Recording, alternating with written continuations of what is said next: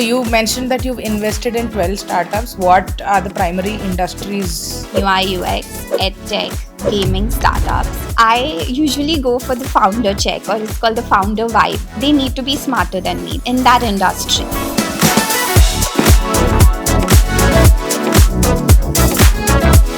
There is this saying, investors invest in a company looking at the founder 80% of the times. 100%. Biggest investment that you're making is the founder. You love challenges, which is why you're investing into startups. That is not the truth. I am very, very selfish. That's why I'm investing in the startups. What I realized while interacting with them is like the hunger, the drive, the attitude that these startup founders have. We as a third generation business leader do not have those attributes. What is the definition of success according to you? For me, it has been completely unapologetic of who you are and what you want to do. We spoke about manifesting as well. Do you believe in it? I completely believe in it. If there is something that has changed my life is manifestation, law of attraction, reality transurfing. Anybody who wants to start something extremely small, want to choose something new tomorrow, what is your 2 cents for them? I think have your horse blinders on. You know, in the Bhagavad Gita, Arjun says, I can just look at the eye of the fish, right? The clarity of your goal needs to be that precise. If you just have that intention, the universe aligns to you. Hi guys, welcome to another episode on Yint Money by Tamada Media. This is Anusha. Today we have Vinita Surana with us, who's an executive director for Surana Group. And she's also a founder of Win-Win Situations, Win-Win Situations? Yes. She is a serial entrepreneur and invested in 12 startups as of March. She's also a lion in the Lion's Den. That's a show that's coming up on Geo Cinema. We're going to talk to her a lot about entrepreneurship, how being the only woman on the Surana Group board of directors is making a change and what she's learning from it, and how she's making decisions in investing into startups, and a lot more things about mental wellness. So, Vinita, thank you so much for coming over. It's a pleasure to have you here. Thank you so much, Anusha. And that was such a good introduction. Thank you. I have taken that, I have made a mental note about I'm going to suck at this. Yeah. So I think I did a good job. That's You why. did That's a the great trick. job. So, one question that I want to ask before we get into all the serious topics is that if somebody you're working with has to describe you with 3 words, how would they describe you? Perfectionist would be the first word, though I'm not super proud of it, but yes, perfectionist. Second would be very spontaneous. And third would be creative. So perfectionism kind of comes with like it's a double-edged sword, I feel. A quick disclaimer to people viewing this: we're going to stick to English as the primary language for this podcast because that is where we feel like the conversation would have like a very free flow. So please bear with us for this episode. Coming back to whatever we're talking about, I think perfectionism is like a double-edged sword. Would you agree with me? Absolutely. I think there are pros and cons to everything, but definitely to perfectionism. I feel that sometimes relationships are a bit strained. Like when I say relationships, my relationships with my team, with my colleagues, with my clients, with my vendors, with my family also, because you always want to get it right Yeah. in the first time, Yeah. which is very different from a person who is more focused on Just getting it done. getting things done. Yeah, I know what you mean. So, tell us more about yourself. Like, when have you started working with Surana Group? I know it's a family-run business. So I mean, I did a podcast with somebody who was working with her husband. So it's like a little weird and different, and sometimes it could be great working with your own family. So tell us about where the story started and where are we now? Absolutely. So I was born into a business family. And growing up, actually, it was very different growing up because in those times, my family was still very patriarchal.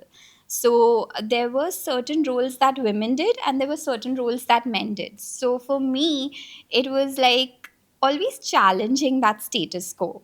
To give you an example, when I was in 12th class, my grandfather was like, okay, what do you feel like doing next? as a girl, I think you should do arts. And that was the day I decided I want to do engineering, because nobody in my family, like even in the men, they always went for commerce, like because we are from business families and that's like the most logical thing to do. But I was like, just because they said that women shouldn't do this or a girl shouldn't do this, I want to challenge this norm, challenge the status quo. And that was so, so natural for me ever since I was a kid. So I did my engineering, and I think that has also been like the theme of my life. So initially, the women in our family enjoy all the luxury of the family business, but they never entered the family business.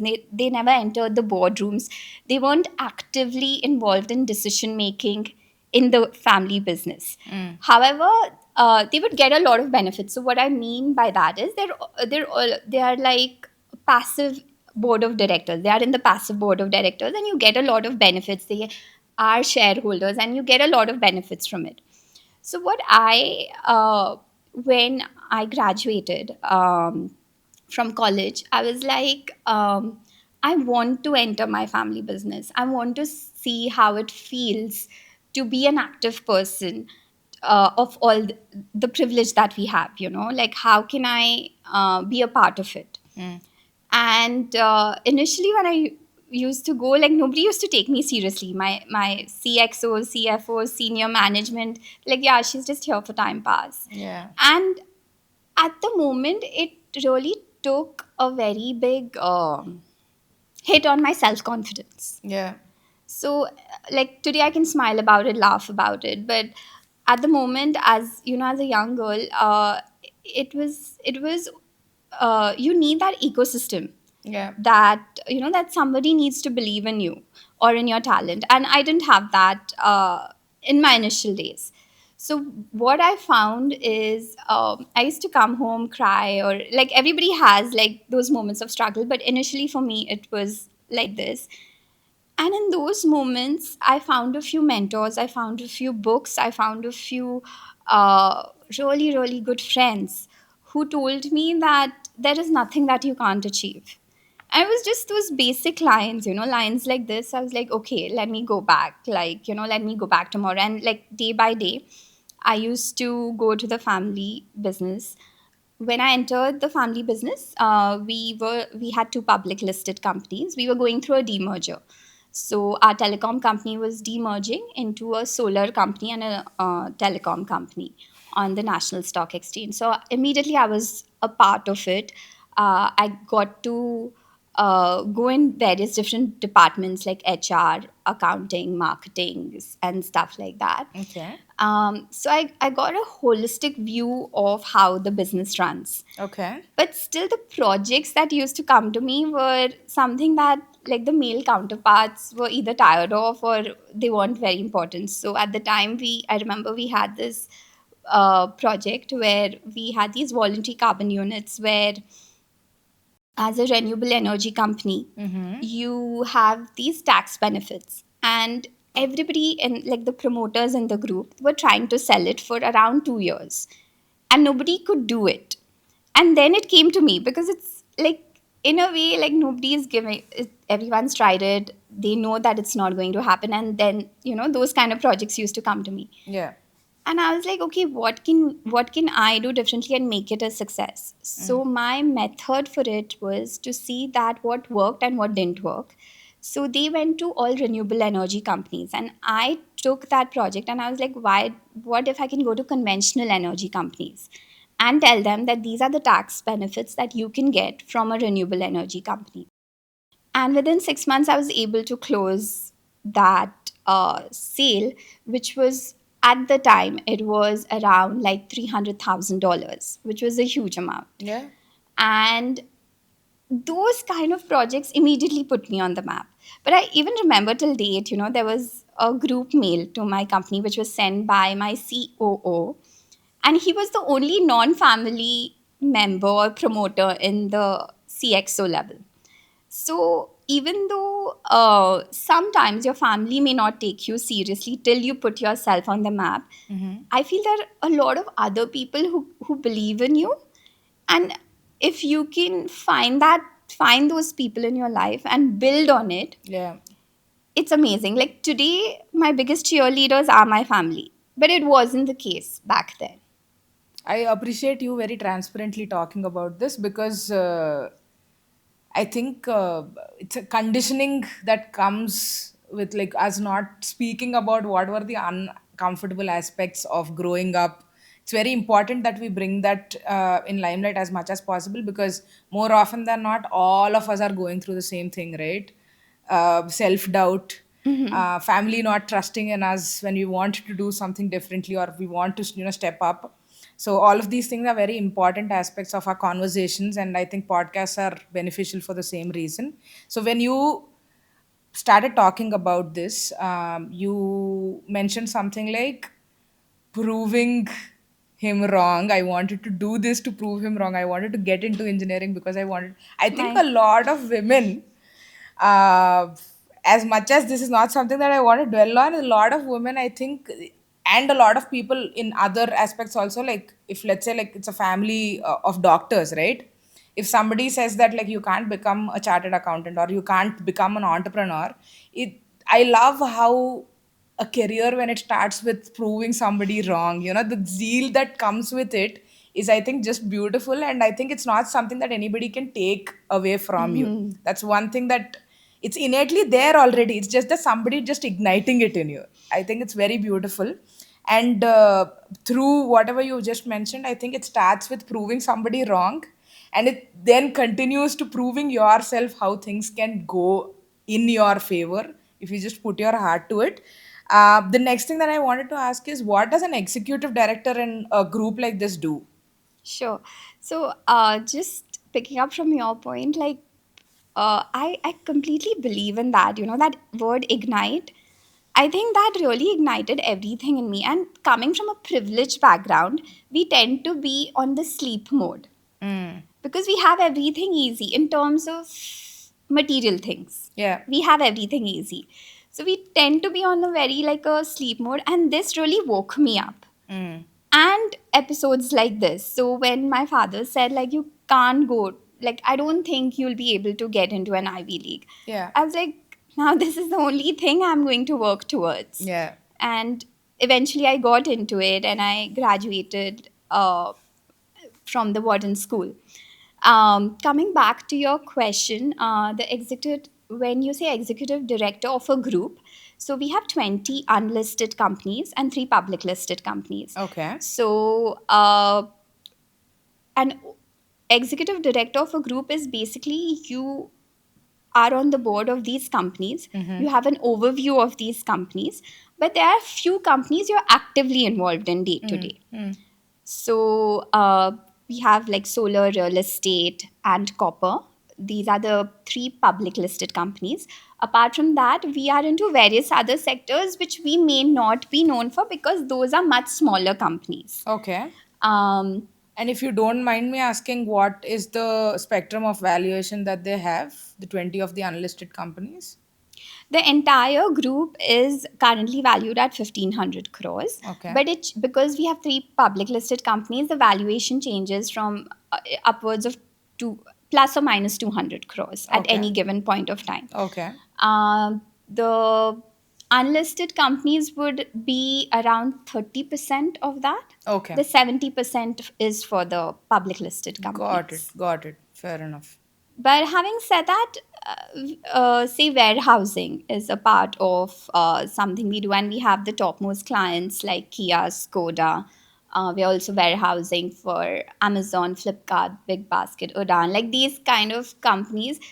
Uh, but that's still a part of our unlisted company. Mm. So we might be doing very interesting projects, maybe not at the scale that our public listed companies are at. But that doesn't take away from like the value that we are bringing in the unlisted companies. So as a executive director, of course you cannot be involved in the operation of each and every company. There are CEOs and there's a complete management team for each of these companies. What currently I'm involved in capital expansion plans, where can we fundraise, if there is a problem situation, a crisis situation, that's when I'm mostly called for those kind of situations. On a day-to-day basis, when there is not a crisis situation on a day-to-day basis, my role is capital expansion. Amazing. This could be very silly, okay? But I heard from a friend who's again in like the solar industry is that usually investors are very keen to invest into companies that are capex heavy. Is that true? um, it's I mean, that it depends on which industry you're in. Okay, So if investors are very bullish about the tech industry, there is no capex there. got it, got it. If investors are very interested in the automotive industry, there's a lot of capex. In real estate, there's a lot of capex. Okay, So it really depends depends. on which sector the investors. Fair enough, fair enough. So you mentioned when we were having a conversation off camera is that choosing talent is your biggest strength. Was there an instance where like you met somebody randomly and you felt like this is the person I want to hire for this role? That's not usually the way I operate, but I can tell you the way I operate. So whenever I see someone, I don't look at their degrees, their qualification, what's on paper. I look at um, how loyal, trustworthy they are, how much of a zeal they have to come to work every day. Or if I give them a small project, what are the things that I've not told them that they're doing? And I build on it. So I start them very, very small. And I'm a very good observer. So I observe the subtleties. In the subtleties, I realize, okay, this person is going above and beyond. They don't need to do certain things. They are not designated to do certain things, but they are doing it out of their own creativity, out of their own passion, or out of their kind of psyche that they want to grow with us. So I started identifying these certain traits in a people. Like if a person is cheerleading you or your company, they are keepers. Skill can be trained, and I'm good at training people. So I would start them very small. I would observe the subtleties and keep giving them bigger projects and keep promoting them to a level that uh, is beyond their imagination. So some of the people who have started in my core team, they have started as freshers, as like the basic pay that you can get in a company. And today they are in a core team of a, like a group of Startup. companies Yeah. where we are doing like sizable amount of business.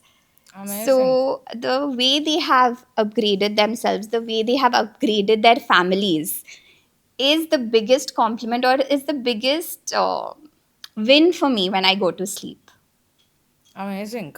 So you mentioned that you've invested in 12 startups. What are the primary industries that these are in, or are they completely diverse? Sure.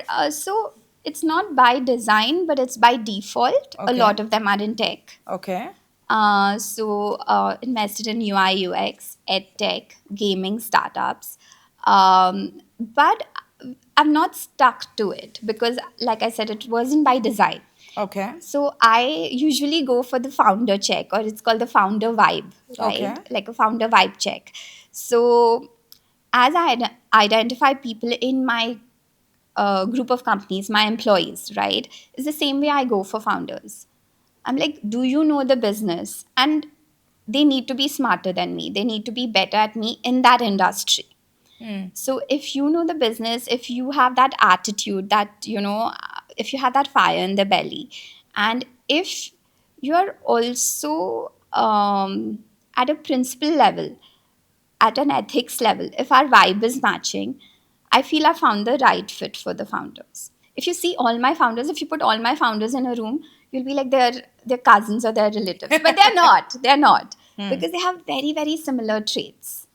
Amazing. So it is true that there is this saying again, is that investors make a decision to like invest in a company looking at the founder 80% of the times. So I guess that's true with whatever you're just saying. 100%, 100%. I think the biggest investment that you're making is the founder. Mm. The product service comes like as a byproduct. There have been companies I've invested in and they've completely pivoted their product or service. But the founder has remained the same and we've grown together. Also, a little bit of difference when when I started, I was a passive investor. So what that means is you invest in a company and every quarterly or every yearly you get a report and you give your feedback and you get your returns either on an exit or either on an annual basis. Now I've changed my model. Now I don't go in as an investor, but I go in as a co founder. So I'm like, okay, what are the doors that I can open for you? What are, where can I boost your marketing? Where can I get in those 100 customers of yours, through my network? Where can I get those big vendors, clients through my network? So I have become more of an active investor and I am having an absolute blast with it. But more than that, I'm protecting my investment because I'm Mm. very hands on day to day with my It startups. must be draining a lot of your energy. I'm curious how you're spending your time. So again, it's not at all draining. It's very energizing because the kind of people you work with either drain you or energize you. And my founders are they are today I can say like 9 out of 10 are the top tier founders. Yeah. That means they know their business, they're getting their bottom line right. So sometimes in today's culture it's very easy to get the top line right and they always many of the big brands that you see or companies, they're always making losses Yeah. because they're like, we'll go in for funding, we're going in for traction, we're going in for the growth, Mm-hmm. we're going in for the projection. Most of my founders have their bottom line right. So, which means that within the first year, we are profitable. If they're doing that, they're doing something right. So, I Yeah. don't interfere with them if they're doing it right. I am just a nitro boost to them. So, I just propel their vision forward because the kind of connections, the kind of resources, the kind of funds we have may be much more than what they can bring in individually. Makes sense. So you said that if you line all your founders up, you will feel like they're all from the same family. What are those three traits that you think are common amongst all of them? One of the biggest thing is trust, Hmm. and trust can't be built overnight, or you can't find trust, that trait, overnight. You can only find it in those subtle moments, Yeah. so it's so that's why due diligence is for 6 months. The kind of questions, the kind of answers they give to our questions, the kind of thinking they have for their projection, or one of the questions we ask is, what is your what is an exit strategy for for a investor? Mm. The minute a founder says, I have no clue about the exit strategy, they are a good founder. Because if they have, okay, we are going to grow this business and we are going to sell it to a bigger player, Mm. that means your heart is not, your head is in the business, you will make money, but your heart is not into the Mm. business. So the biggest factor is the number one would be trust. Number two would be, how excited are you about your counterpart, which is the investor? Mm. You know, so what kind of questions are you asking? What kind of engagement is there? If you are on the same vision, let's grow together. Let's, I'll put in my hard work, you put in your funds. If there is that hand in glove kind of equation, that would be my like second trait. And the third trait would be that they need to be experts at what they're doing. Mm. They need to be experts in the industry. They need to answer all the research questions, and they can't say like, oh, this is something I haven't thought of, or that is something that I don't know. If you don't know something about your industry, figure it out. You are living in an era of chat gpt and the quickest way of getting information, Yeah. you know. So I need them to say that I'll figure it out in a day if they don't know. But most of the times I want them to be on top of their game. Very interesting. So you are in the same day, you're living and breathing in, the Surana group that Yes. has publicly listed companies and then there's startups. What are the major contrasts that you see? The scale.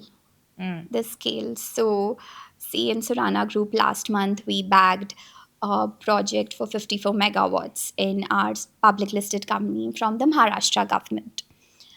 We work closely with the governments. So, it's a B2G business. And that the funds that we had raised for that is 150 crores, which is a very different scale. You're talking about very different clients. You're talking about clients is the government, and very different team also you're talking about, you know.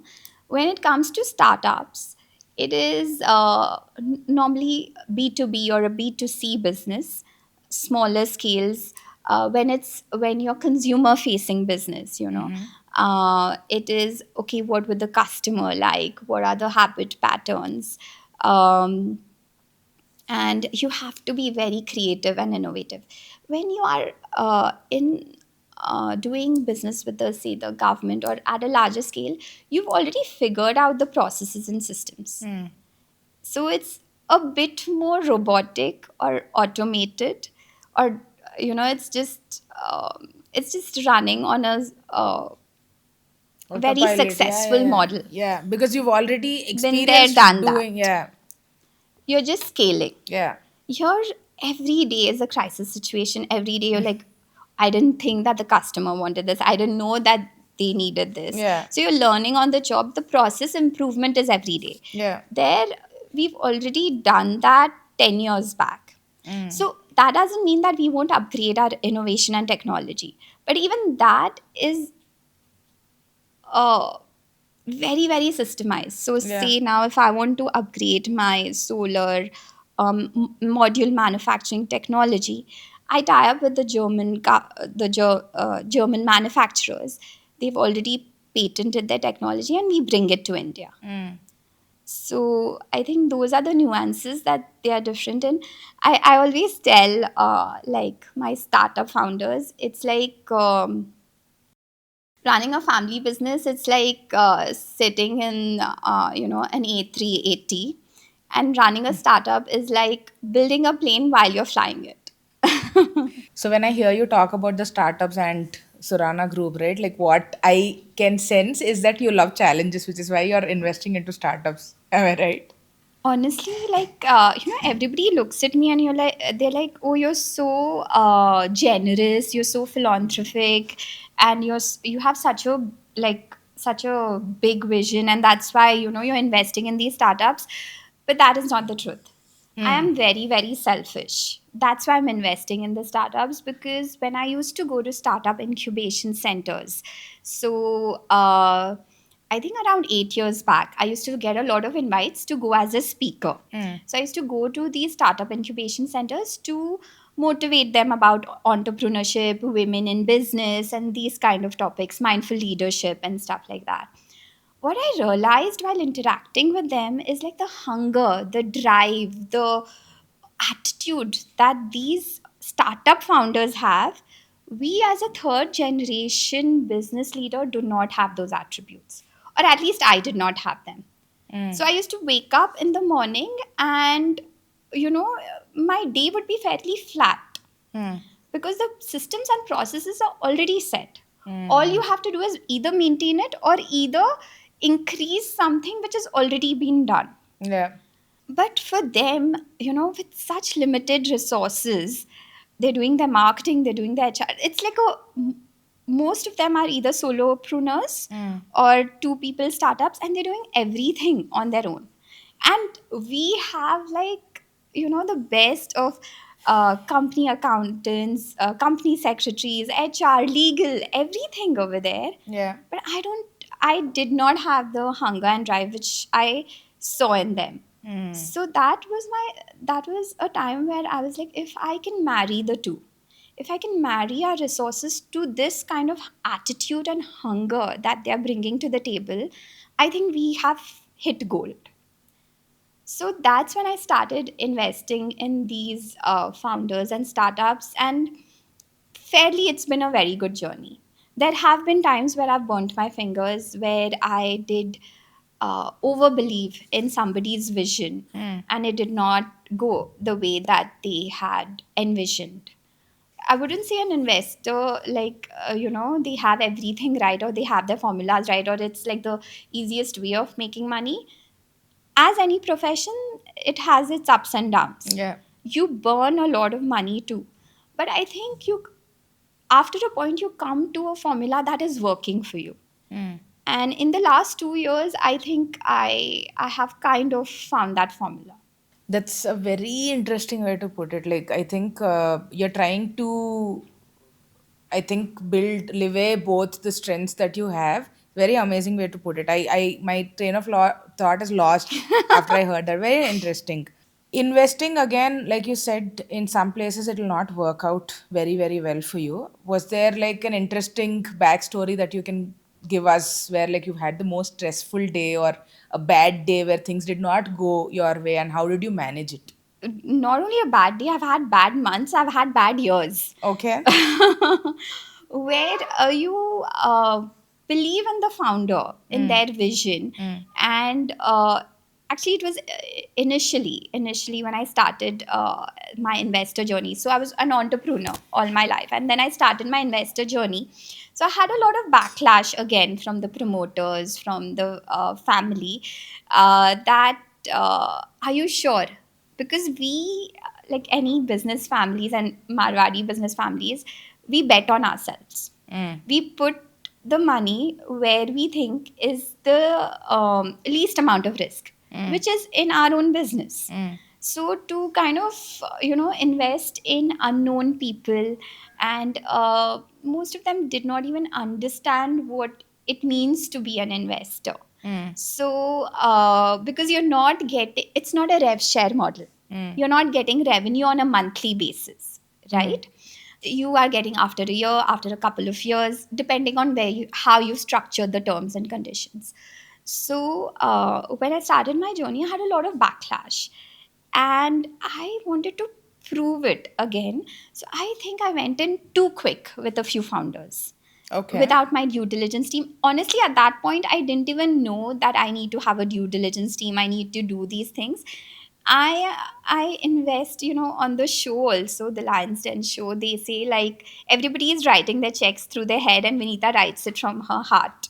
Mm. So sometimes it is like you mentioned the double-edged sword. It is one of my weaknesses too. Mm. So I had done a few mistakes which were by my heart, and I didn't put my head to it, and I Mm. just invested in these companies, and it did not go well. And my senior management, the promoters, were very, very tough on me.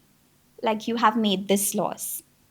And bear in mind, I was a passive investor, so had nothing to do with the operations, nothing to do with business development or anything. So Is that something you agree to when you're signing up? Like when you sign up as a passive investor, is that something that you agree to with the founder saying that like the decision making is completely with you? yes, absolutely. Is that their ask? No, there are two kinds of investments: active investment and passive investments. Okay. And some people prefer passive, and it has worked out for them. It just didn't work out for me.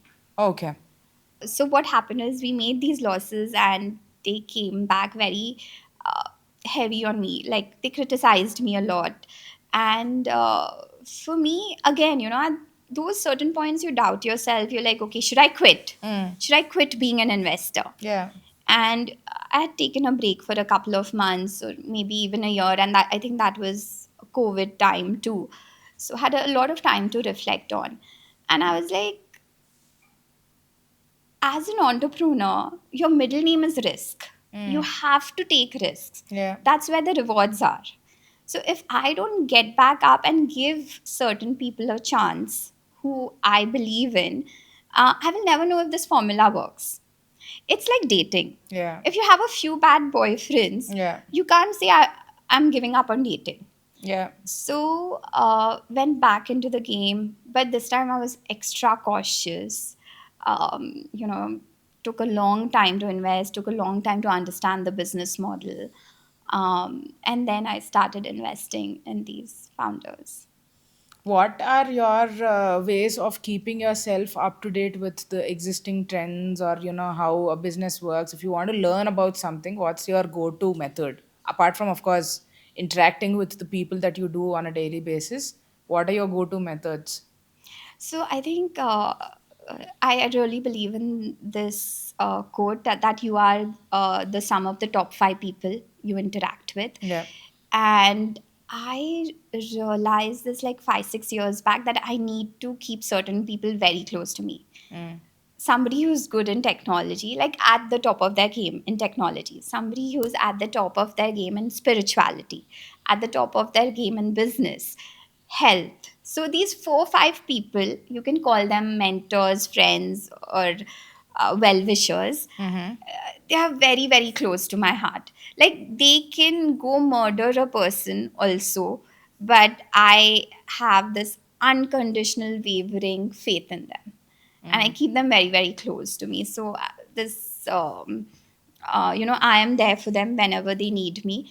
But most of the time, I'm just learning and absorbing from these people. They're much older to me also, and uh, that is my go-to way of being up to date. Apart from that, books, YouTube videos, and going for these conclaves, which are either in India or abroad. Like, I think I love to learn. Like, when I was in college or university, like, my favorite place was the library.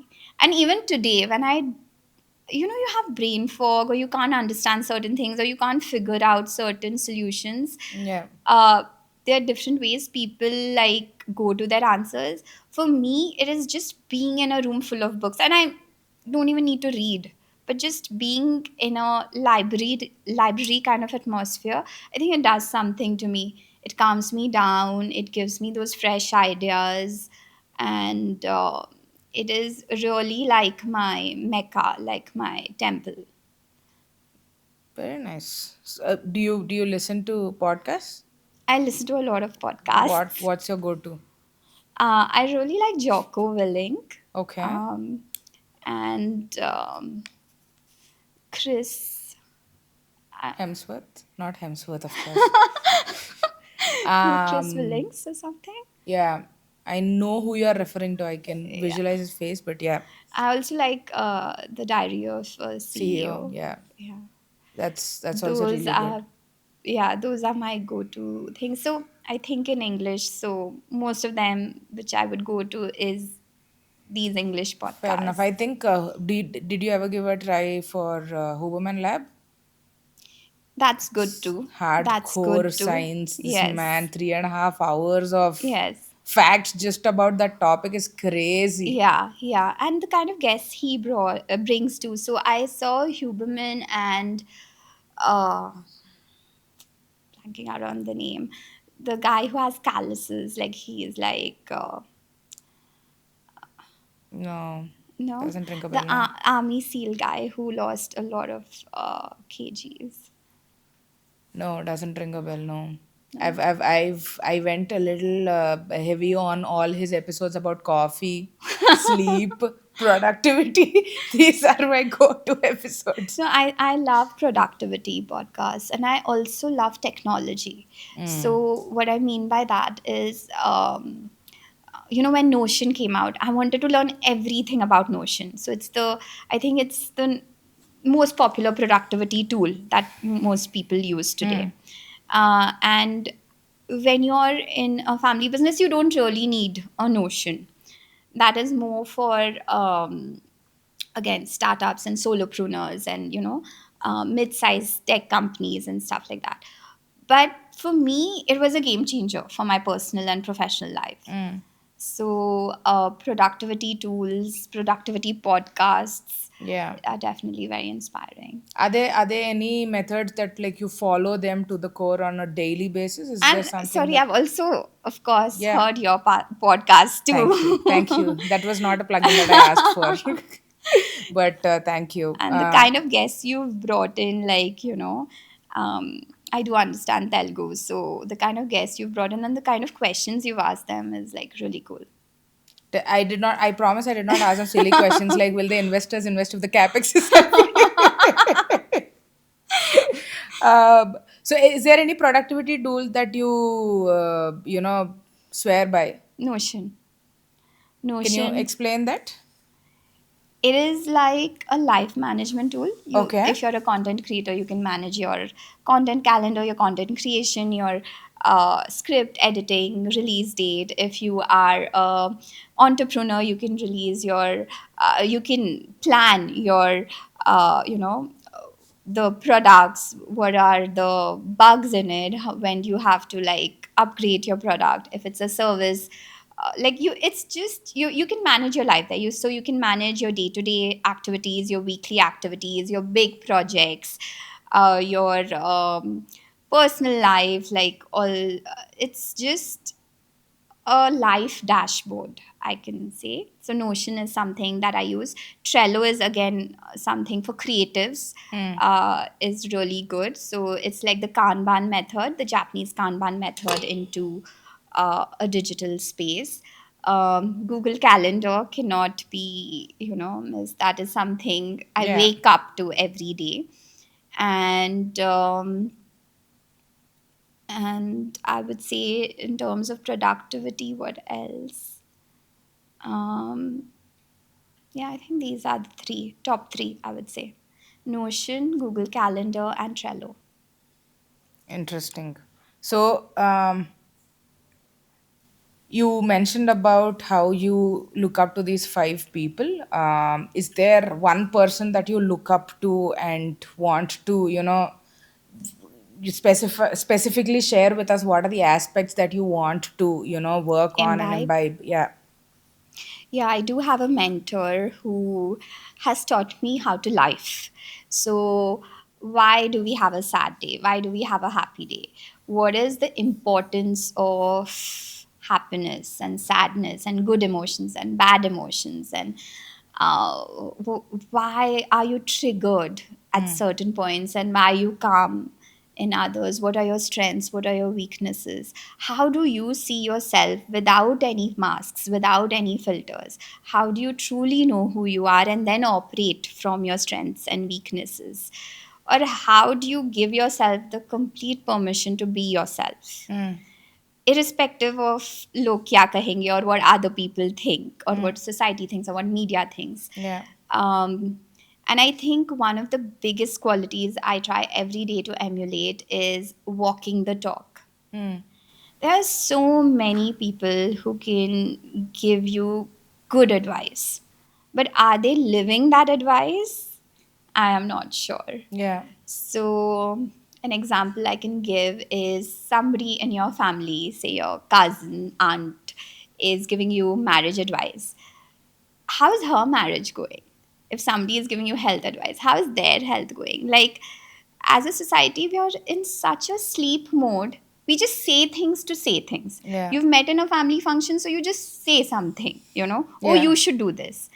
So he made me question that whoever is giving you advice, where are they coming from? And if you look into their lives and businesses, when I say businesses, the way they're operating their life, Hmm. who are they really? Yeah. And okay, if somebody is very calm and peaceful, then yeah, take how to be meditative from them. But if somebody is screaming and shouting at the waiters and waitresses and the air hostess, and they come and tell you like, Be peace. zen. Yeah. So, is there something that pisses you off? Like if somebody comes and gives you advice that they're not following themselves, does it frustrate you? How do you deal in that situation? No, it's funny. It's funny to me. It's funny to me. You've reached nirvana then, Vinita. I'm telling you. No, no. maybe initially it would be a little triggering, but today it's I think I have evolved to a stage where I don't see people as people being older to me, so I need to put them at a pedestal. People being more successful than me, so I need to put them at the pedestal. I know people have the messiest lives who are much more successful than me, or prettier than me, or wealthier than me. And I know people who have the most happiest days, who are living the most simple lives. So the concept of putting people on the pedestal has decreased in the last few years. What is the definition of success according to you? For me, today, it has been completely unapologetic of who you are and what you want to do. Say, if you want to put a social media post without this thing that how many likes, comments, and shares will I have, or if you want to start a business without thinking that will this give me the top line or bottom line, if you want to go to a different country and live, like just being completely unapologetic and learning along the way. So you can't be unapologetic and completely delusional, Yeah. you know. Yeah. Uh, having your feet on the ground, but also having your head on in the clouds, Yeah. like having that greater vision for your life and believing in the most impossible things for yourself, Yeah. because I feel that's how I have manifested my life, in just believing in things that people told me it's not possible for me to do. So for me, success is completely believing in yourself, being unapologetic, but also being pragmatic. We spoke about manifesting as well. Do you believe in it? Yeah, I think I completely believe in it. That if there is something that has changed my life upside down, or like 360 degree, or it's completely elevated my life, is manifestation, law of attraction, reality transurfing. And these topics I generally don't talk about because it's very like a woo woo kind of space. But I have seen it, I have practiced it, and I've also seen the results in my life. And it can be small things Yeah. and it can be big things. But when you start seeing the result of something, like when you taste something Yeah. that is upgraded your life, I think you would want to keep doing it more and more. Can I share a funny story with you? Yeah. So, manifestation is not something that I consciously drove towards ever in my Yeah. life, all right, until now at least. It's funny, in the last couple of months, there have been things that, came to me without me asking for it, but maybe subtly I've given signals to the universe long ago. You see a fat book here? Yeah. So I read this book in 2017 and I made notes of how to interview somebody accomplished. At that point Oh. in time, I didn't know I was going to be a podcaster or anything of that sort.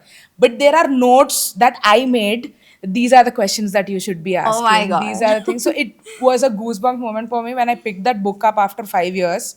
Just last week, I was like, damn, it Yeah. blew my mind. Was there a story like that where you very subconsciously wanted something and then when it happened you're like, oh damn, this is because I wanted it at one point in time?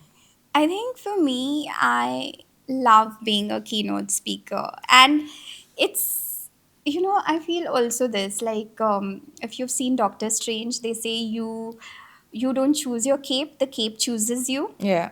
It's been like that. So I think keynote speaking has chosen me.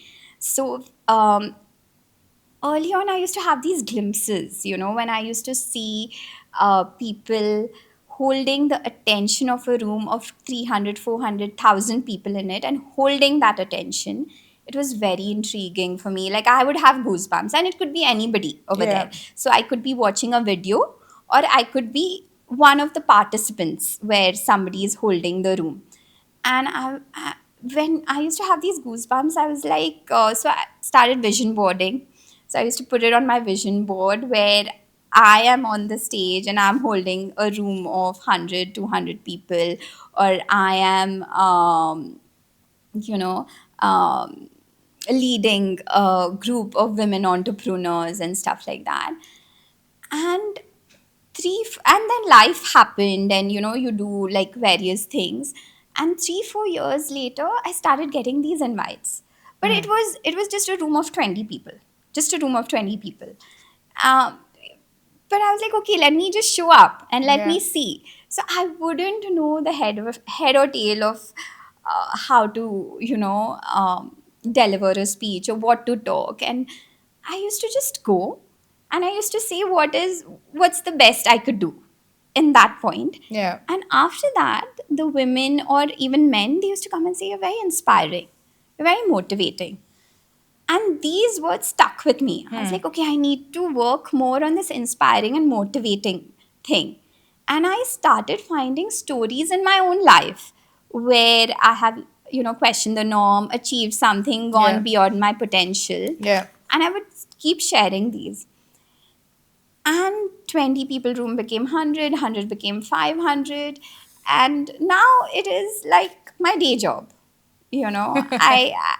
It's like in a week I'm going for 2 3 keynote Wow. speeches, and it's so gratifying, and it's such a pinch me moment, because when I was a little girl, they would say that I am so quiet, like people have to nudge me to open my mouth. And today I'm holding a room of like 500, 600 people, is through my vocal cords. Yeah. So it's definitely like the power of manifestation. I can see the passion in you when you're talking about this. But I mean, over a period of time, what is that skill that has improved in you after giving so many keynote speeches? And do you still get nervous? Most times I don't, Okay. but I get nervous for other things. Mm. If you ask me to sit on a dinner table and do small talk with 10 people, I will be shivering. Are you an introvert? I think so. Mm. I think so. Mm. But when I walk onto a stage, I feel like home. I very very few times I would get like the first 10 seconds or first 1 minute of nervousness, very few times. But most times I feel like this is where I belong. Mm. And again, they say the best work is when you are not, there is no you in it. So most times when I'm on stage or when I'm delivering something, Mm. there is no sense of I. There is, there is more like there is something very universal Mm. flowing through me. Mm. So in that moment, you're not thinking about, will they like me? Am I saying something right? Am I saying something wrong? It is more, I think the only thought I have is, if I can impact one person here, my job is done. And sometimes I don't even have that thought. So it's a very thoughtless state, and it's a very magical state. I So, can relate very much to this. This is something that I already shared on other podcasts as well. This is the most meditative state for me when I'm podcasting, meditative. because there's nothing else that I think about when I'm having a conversation, right? Like, it's processing whatever you're saying and thinking about what is the next thing that I need to Yeah. ask. I cannot be more in the moment than this space for me. So I know exactly what you're saying. You said that, when women, gave these words to you, that you were motivating or inspiring.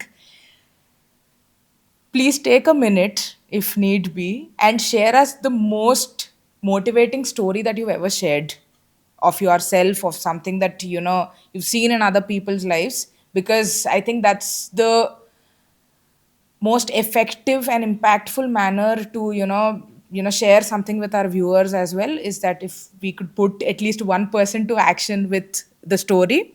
So basically, the theme of my life, So, say when I wanted to go to an Ivy League school, and my father said that I don't think you should even think about it. You'll be wasting time, resources, and money. Hmm.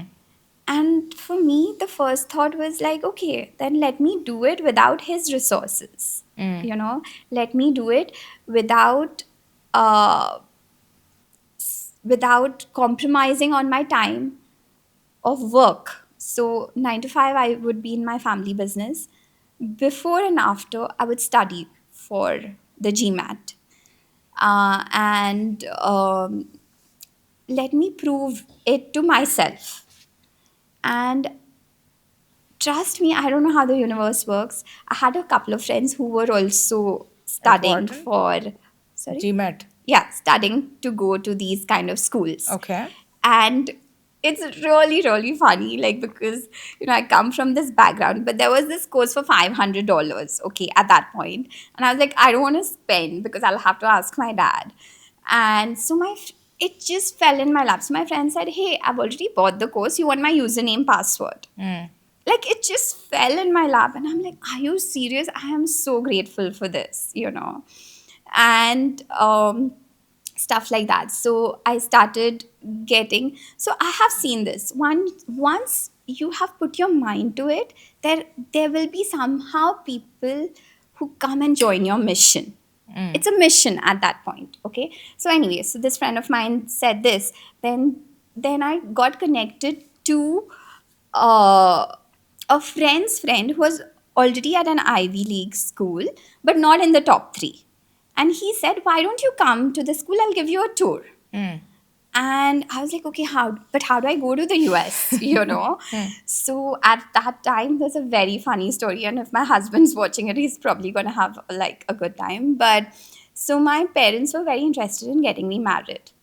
And so this person was actually a rishta. I said, okay, I'll go see him. Mm. And started talking to him and everything. But my mission was very clear of like wanting to go to the Ivy League school. Yeah. So he said, okay. So my parents were like, yeah, you should go meet him and everything. I said, okay. And he gave me the tour of the school and he said, you're a very smart person. If I can do it, you can definitely do it in the top three schools. And at that time, I didn't believe all this. Mm. It is a combination of what comes to you and your hard work, to a point that I did so much of research that what kind of nail polish is the best when you go to an interview, what kind of shoes is the best when you go to an Ivy League school in the US. So I've Mm. done all my research to that point. So you can imagine my academics and my applications and my interview process was very, very prepped. Yeah. And I did this process, but there was a big factor of detachment. So I put 100% effort in, begging, borrowing, stealing resources. Mm-hmm. But I wasn't sure if I would still get in. I was like, I'm giving my 100%. I don't know if I'll get. And, the rest is history. I got into the top three schools. And when I came back, I started going for the keynote speeches. So that was my initial start of my keynote speeches. So when I came back from the Ivy League school, everybody wanted to know, like, what it takes to go there and, what kind of a person you are after the process. And the next thing I'd like to say is about the show. So when the show initially came to me, I was just 2 years into my, 3 years into my investing journey. So when the Mm. show came to me, uh, the knee-jerk reactions my mom, of my family had is like, "Are you sure you want to go on national television? What if you say something stupid and everybody makes Fun of it. fun of it, Yeah. right?" And I was like, yeah, I mean, so for a moment you doubt yourself, but you're like, no, if other people can learn it, so can I. Yeah. So I was an early stage investor at that point, but I was like, if I can, this is a great opportunity that has knocked my door, that has fallen into my lap. I need to upgrade my skill. So I went on this, again, a mission. You have this point Yeah. that I am going there. I just need to find the right resources. And I was on that path, and then my brother-in-law is from the private equity background, and he just randomly called me up one day, and he's like, "Are you sure you're going ahead with the show?" I said, "Yeah." He's like, "Do you need help with due diligence?" I was like, "Of course." It's like, my team is yours. So people just kept joining that mission of mine. There were friends of mine, they were like, you don't even need to put in your money, we'll co invest. Because I was on that mission, because I start. And then my skills also. It's a mixture of skills and manifestation. So from the time I got it till the shoot, I had, I think, 3 or 4 months. I think I saw more than 100 episodes of Shark Tank India, Shark Tank US, Dragon's Den. I have seen any and every episode you can think of, because I was like, I want to be that prepared when I go on the show. Mm. So I think episodes like this, when I speak in the keynote speeches, it's very, very inspiring for people that you don't need to have all the skills, all the resources at day one. Mm. And someone who is so resourceful, even she doesn't have all the skills and resources at day one, Yeah. then we can figure it out. So, yeah. I love it. This is, having such a strong vision towards what you want to do and people joining it, and especially with your friend giving you her or his login credentials. I could relate to that as well. Is that I think friends have this weird way of putting you on the right path. They show up in random places and give you random Yeah. suggestions Yeah. that make this world. It makes a world of difference to you when you look back. So I agree with that. So a couple of things before like we close is, one is, do you have any mental models when you make decisions? Mental models when I make decisions. Um, like I said, one of the qualities of mine is spontaneity. So if I think, like, if my heart is towards something, it's a very immediate decision. Mm-hmm. Along the way, I pick up the skills. So that has been my decision making. Um, Sometimes I think I have this, you're in a dilemma, right? Like, do I do this, or don't I do this? So in those times, I feel I go back to the basics. What are my priorities in life, and is this aligning with my priority? Say, for example, I had a very fancy invite for a dinner party last night, but I knew if I went there, I couldn't be here today. Mm. So I know intellectually that I need to sacrifice certain things.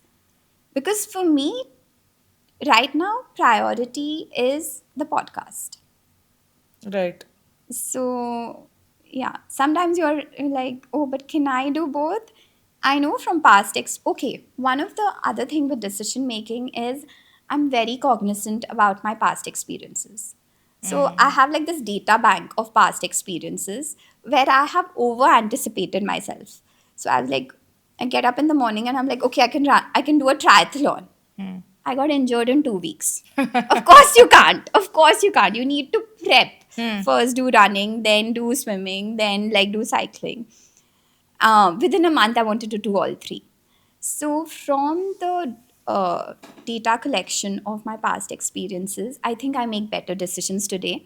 And I know if I went to something last night, I cannot show up today in the best possible capacity of mine. Yeah.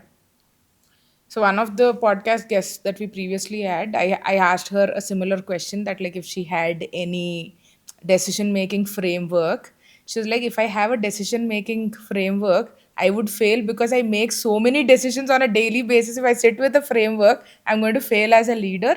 So I think what I can link between all of you is that the intuition is very strong, and that might come naturally most times, but again, like you said, it's the experiences that you go through on a daily basis that you can draw from Yeah. whenever there's like a decision that comes up. I think your 12 startups that you've invested in, I think, are going to set you up for 100 others that you're going to eventually invest in, and I don't think you'll take 6 months for due diligence. Hopefully, you're a story.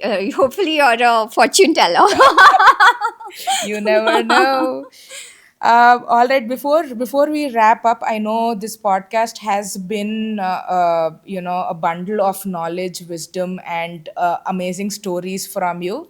But any aspiring entrepreneur that's listening to this podcast, anybody who wants to start something extremely small, or they want to pivot from the career path that they've already chosen, want to choose something new tomorrow, What is your 2 cents for them? I think have your horse blinders on. If you have a mission, if you have a vision, if you have a goal, have your horse blinders on. And in the Bhagavad Gita, the Arjun says, "I can just look at the eye of the fish." Right? The clarity of your goal needs to be that vivid, like that precise. Yeah. That I just this goal for me is so important. And like you said, it can be a small goal or a big goal, but this goal for me is so important that everything else fades out. And if you just have that intention, the universe aligns to you. And the rest is your hard work, your what you bring to the table, what how you show up to those opportunities. But I think the starting point is having that strong intention that this is very important to me and let me prove it to myself. Another thing I would say to the aspiring entrepreneurs is have your feet on the ground, get your basics right. Get, like if you have to pay your rent, if you have certain responsibilities with your family, do not compromise that for a very delusional dream. As entrepreneurs, we need to be delusional. We need to believe in something that is impossible. But we Yeah. also have our responsibilities and we have to take care of them. Then, in the space that you have created, instead of going partying, instead of just hanging out with your friends, then you build that in that space.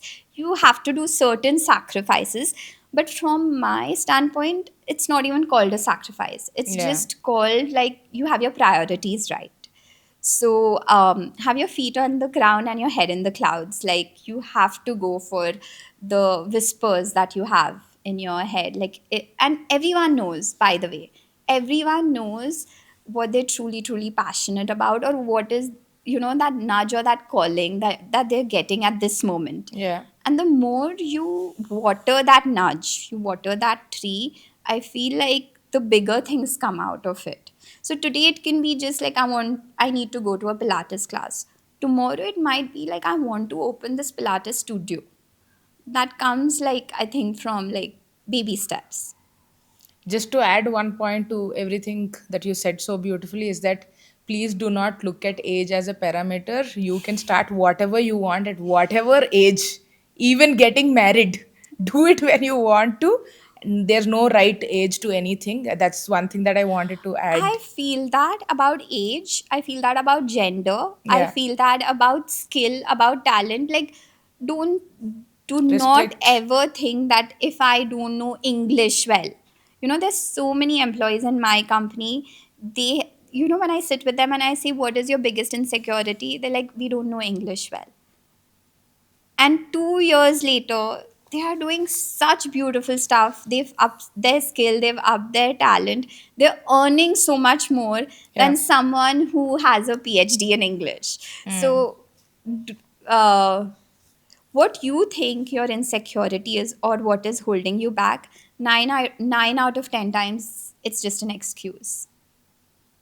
I agree to what you're saying. I think English speaking is, I think, an insecurity for a lot of people that are extremely talented. Extremely talented. I think growing up, I think that it's a phase where like everybody is like speaking in the schools as well. Conditioning. I mean, you are undermined or looked down upon if you are speaking in Telugu. I think a Hmm. lot of movies also put this in our head that if you can't speak good English, people will laugh at you. I think nobody should give a damn about Nobody it. cares, and the real people don't care. So Yeah. tomorrow if I have someone, or even like say even on the show there were people who could speak only Hindi or who could speak only their regional language, say Bengali or Telugu, but they're creating amazing products, Yeah. they're building a good business. Yeah. So as an investor, if I have to tell something to the aspiring entrepreneurs, as an investor, nobody cares if you get your English right. They Yeah. care about the talent and skill you're bringing to the table. Wonderful. So the last question before we part ways is that if somebody wants to reach out to you to pitch their startup idea, how should they reach out to you? So there are a couple of different ways to reach out to me. LinkedIn is the best way if you are a startup. If you're a content creator, Instagram is the best way. And these two are public platforms where they can directly reach out to me. Other than that, my team coordinates are there. So my team is Vinita.team@surana.com. So that is also a very cool way to reach out to me. Amazing, amazing. So I think today was, I think it's a reminder for me why I'm doing what I'm doing. So this went really, really well. Thank you so much for your time, and it's been a pleasure. It's been an absolute pleasure, and this was so cool. Like, you made me reflect on so many different points that I have thought for the first time, and I think you're doing a great job Thank as a you. podcaster, and I wish you so much success. Thank you, Anita. Thank you so much.